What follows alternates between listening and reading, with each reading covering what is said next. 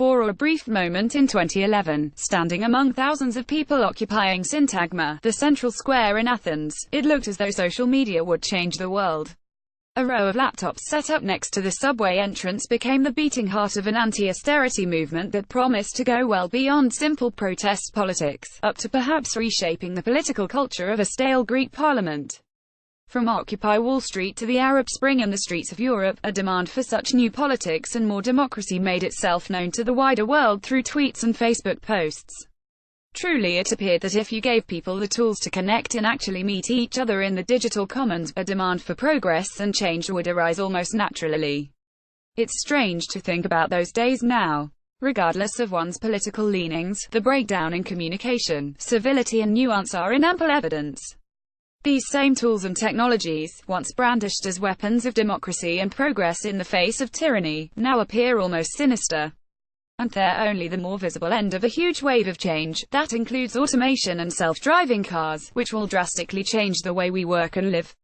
In the end, the question is no longer if technological advances will reshape democracy. The real question is if democracy can survive these changes at all. In a journey that started with his debut The Dark Net, Jamie Bartlett, of this parish and the think tank Demos, where he has been writing on these issues for years, took us through the hidden wonders and horrors of the fringe communities active in the dark and open web, before following their graduation to IRL politics with the Radicals, the title of his second book. And his outlook is somewhat less than positive. Over the years, Bartlett admits, my optimism drifted into realism, then morphed into nervousness. Now it's approaching mild panic. With each chapter, the people versus tech pushes deeper through the ways in which technology will be affecting our lives in the very, very near future. From our daily routines to the world of work, the health of our economies and finally, the aforementioned survival of democracy itself, nothing seems to be beyond the scope of companies and politicians using the latest in data harvesting as seen during a visit to the former HQ of Trump's digital operation and machine learning technologies to influence the way we think and conduct most parts of our lives, outer and, most importantly, inner. It isn't pretty. Bartlett remarks, secretly designed algorithms are already creating data-led bias and invisible injustices, and we urgently need a democratic mechanism to hold them to account. But as we have witnessed over the past 2 years at the very least, the democratic process is not invulnerable to these new tools. And, as the book aptly shows, it's not limited to pivotal moments. The platforms that host us become monopolies in that way, monopolies of not just economics or politics, but of culture and ideas. Bartlett's vibrant writing is at odds with his message, in that its vivid imagery and deep reporting at times lull us into a somewhat false sense of security.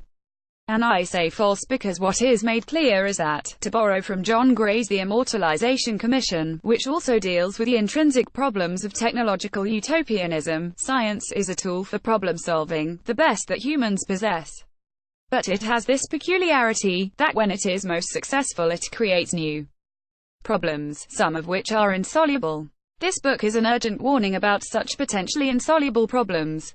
In his epilogue, Bartlett leaves us with 20 ideas to save democracy.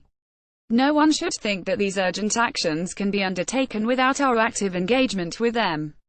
It brings to mind something from the Republic, where Plato speaks of sailors who know nothing about navigation trying to deceive a shipowner into naming one of them captain through the use of brute force and clever tricks.